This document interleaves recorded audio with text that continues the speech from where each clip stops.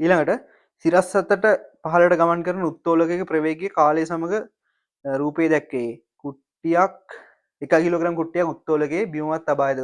කුට්ටිය දෘශ්‍ය බර කුට්ටිය දෘශ්‍ය බර කියන්නේ අපි අර උත්තෝලකයක් තුල මිනිස්සෙක් හිටවලා ඊට පස්සේ ඒකට මේ එක එක තරණ මන්දන දීලා උත්තෝලකයක තරාදියක් තියලා ඒකට මිනිස්සෙක් හිටලා තරාදි පාටන් ගැන කතා කරේ හරිද එතකොට ඒ වගේ තමයි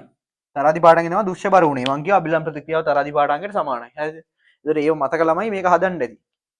එතකොට මෙතන දෘශ්‍ය බර කියන්නේ මොකේද අභිලම්බ ප්‍රතික්‍රියාවට එතකොට මොකේ බර තියෙනවා පල්ලෙහාට ස්කන්ධය කිලෝග්‍රෑම් 1යිනේ බර නිව්ටන් 10යි හරිද එතකොට මේ ප්‍රවේග කාල ප්‍රස්ථාරය දීලා තියෙනවා ප්‍රවේග කාල ප්‍රස්ථාරය දීලා තියෙනවා නම් අපිට හොයාගන්න පුළුවන් මෙයාගේ ත්වරණය අන්න ප්‍රවේග කාල ප්‍රස්ථාරය අනුක්‍රමණය කීයද 4 බෙදීම 4යි 1 ms ඍණ 2යි පහළට ගමන් කරන්නේ පහළට ත්වරණය 1 ms ඍණ 2යි පල්ලෙහාට දාමු f සමානයි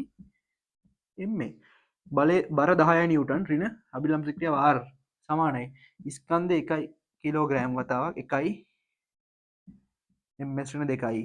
r එනවා 9යි නිව්ටන් දෘශ්‍ය බර නිව්ටන් 9යි